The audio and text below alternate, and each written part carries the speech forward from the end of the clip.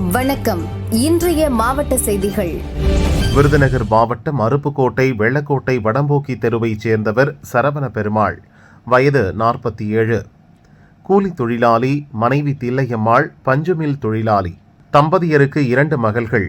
மூத்த மகள் திருமணம் முடிந்து கணவர் வீட்டில் உள்ளார். இளைய மகள் +1 படிக்கிறார். சரவண பெருமாள் மனைவியை அடித்து துன்புறுத்தி வந்தார்.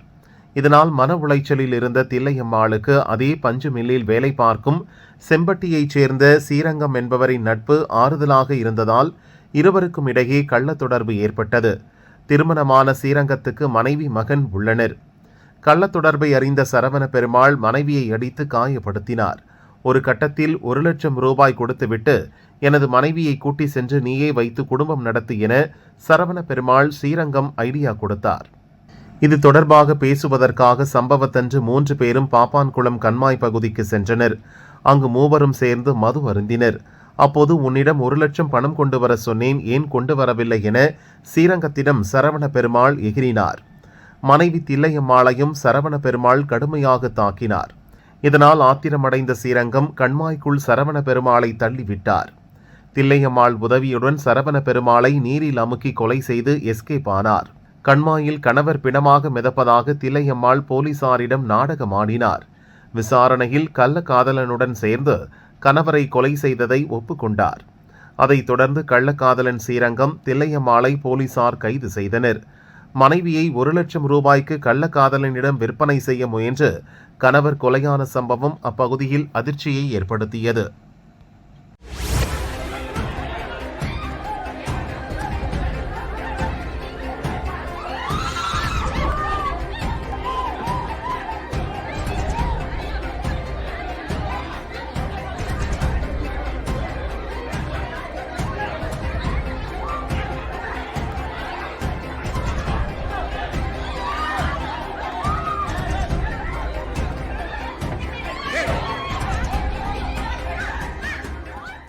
திருச்சி மாவட்டம் லால்குடி மணக்கால் பகுதியில் DELC தூய இமானுவேல் ஆலயம் 1937ஆம் ஆண்டிலிருந்து செயல்பட்டு வருகிறது.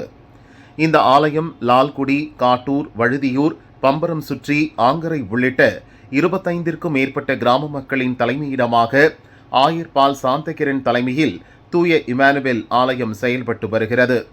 ஆயர் பால் சாந்தகிரன் கடந்த 7 ஆண்டுகளாக இந்த ஆலயத்தில் பணியாற்றி வருகிறார். இவர் ஆலயத்திற்கு சொந்தமான ஒரு சில சொத்துக்களை சிலரோடு சேர்ந்து விற்பனை செய்ய உள்ளதாக பிஷப்புக்கு புகார் சென்றது. இவருக்கு 4 முறை பணிமாறுதல் ஆணை பிறப்பித்தும் இவர் மாற்று ஆலயம் செல்லாமல் இங்கேயே பணியாற்றி வருவதாக குற்றச்சாட்டு எழுந்தது. ஆலயம் வரும் முக்கிய நிர்வாகிகள் சிலரை தன் வசப்படுத்தி பொதுக்குழுவை கூட்டி ஆலய விரிவாக்க பணிகளை தொடங்க ஆயர் பால் சாந்தகிரன் முடிவு செய்தார். இதற்காக சபை மக்களை தூண்டி வருவதாக இமானுவேல் ஆலய பொதுக்குழு உறுப்பினர்கள் தெய்வீகன் லால்குடி காவல் நிலையத்தில் கடந்த ஏப்ரல் 28ஆம் தேதி ஆயர் மீது புகார் அளித்தனர். இன்று மதியம் தூய இமானுவேல் ஆலயத்தில் பொதுக்குழுவை ஆயர் கூட்டினார். அப்போது ஆயரின் ஆதரவாளர்களுக்கும் எதிர்ப்பாளர்களுக்கும் இடையே மோதல் வெடித்தது. பொதுக்குழுவைச் சேர்ந்த சில நிர்வாகிகள் பொதுக்குழுவை கூட்ட எதிர்ப்பு தெரிவித்து இரு தரப்பினரும் கடுமையாக மோதிக்கொண்டனர். ஸ்பாட்டுக்கு விரைந்த லால்குடி போலீசார் இரு தரப்பிடமும் புகார்களை பெற்று விசாரணை நடத்தி வருகின்றனர்.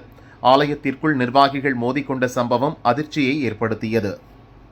சுவிசேஷ லுத்தரன் திருச்சபையின் அங்கமாக இயங்கிக் கொண்டிருக்கிற லால்குடி குருசேகரத்தில் இன்றைக்கி ஆயர் பொய்யான தகவலை சொல்லி பொதுக்குழு நடத்தணும்னு சொன்னார். அந்த பொதுக்குழுவை 45வது சினோட அந்த மெம்பர்ஷிப் டென்டேட்டிவ் லிஸ்ட்டை போட்டு அவங்க இருக்கவங்க தான் உள்ளார வரணும்னு சொல்லி சொன்னார். ஆனால் அது முறையற்ற செயல்லையா, நீங்கள் சரியாக பண்ணலை, முறையாக செய்யணும் அப்படின்னு சொன்னோம். அதையும் கேட்காம 2 அஜெண்டா வச்சு எந்தவித டிஸ்கஷனும் இல்லாமல் கை தூக்க சொன்னார். கை தூக்குங்கன்னாரு.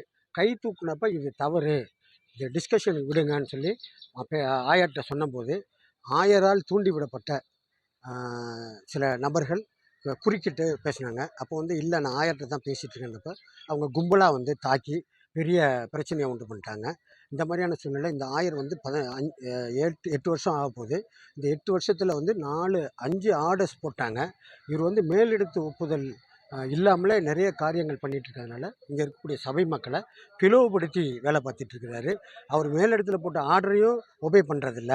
இப்போ வந்து திரும்பவும் வந்து இப்போ சுப்பிரமணியபுரத்துக்கு திரும்ப ஒரு ஆர்டர் போட்டிருக்காங்க. சுப்பிரமணியத்து பாஸ்டர் வந்து அவர் பொள்ளாச்சி போயிட்டார்.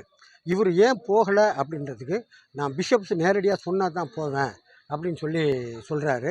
அந்த மாதிரியான சூழ்நிலை இங்கே வந்து பிளவுபடுத்தி மக்களை வந்து சிதறடிச்சிட்டு இருக்கிறாரு. இப்போ இருக்கக்கூடிய சுச்சுவேஷனில் இந்த ஆயர் வந்து இங்கேருந்து ட்ரான்ஸ்ஃபர் ஆகி போகணும். இல்லைன்னா இந்த ஆயரை சஸ்பெண்ட் பண்ணால் தான் இங்கே வந்து இந்த திருச்சபை அமைதி நிலவும். மதுரை மாவட்டம் திருமங்கலம் அடுத்துள்ள ரிங் ரோட்டில் ஆண் உடல் கிடந்தது. கும்மிருட்டு என்பதால் வாகனங்கள் உடல் மீது ஏறி சென்றதில் அடையாளம் தெரியாதபடி முகம் சிதைக்கப்பட்டிருந்தது. உடலை பார்த்த அப்பகுதி மக்கள் போலீசாருக்கு தகவல் கூறினர்.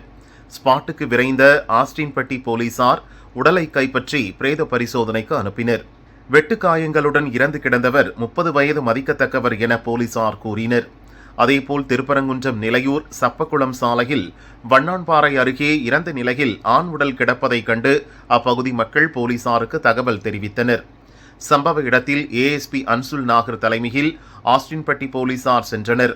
அங்கு கொலை செய்யப்பட்டவரும் 30 வயது மதிக்கத்தக்க வாலிபர் என உறுதியானது. வெவ்வேறு இடங்களில் வாலிபர் 2 வெட்டி படுகொலை செய்யப்பட்ட சம்பவம் அதிர்ச்சியை ஏற்படுத்தியது. இறந்தவர் முகத்தை அடையாளம் தெரியாதபடி கும்பல் சிதைத்திருந்ததால் இறந்தவர்கள் யார் என்பது தெரியவில்லை. கொலை செய்யப்பட்டவர்கள் இருவரும் ஒரே பகுதியைச் சேர்ந்தவர்களாக இருக்கலாம் என போலீசார் கூறினர். கொலைக்கான காரணம் குறித்து தனிப்படை அமைத்து போலீசார் விசாரிக்கின்றனர்.